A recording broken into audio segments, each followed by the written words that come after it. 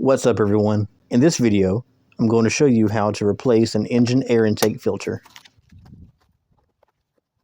Next, I'm just going to remove these 3 tabs. Just going to be a small Phillips. And then you can pry it up with a flathead. Next, I'm going to remove the battery box top. With that removed, your battery duct should just pull right out. Next, there's going to be 4 air box clips, 2 on the front, then 2 in the back. Next, I disconnect the mass airflow sensor. Then I'm just going to pull up on the box and pull out the old air filter.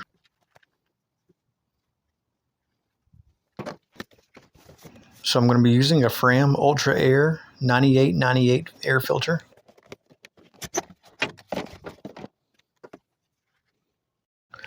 So here's a comparison between the old air filter and the new. And then I'm just going to slide the new air filter in. After the air box is secured, I'm going to reconnect the mass airflow sensor. Then we can reinstall our battery duct and resecure it back down. And then lastly, we'll put the battery box top back on. And that's it. If you found this video helpful, hit the thumbs up button and subscribe.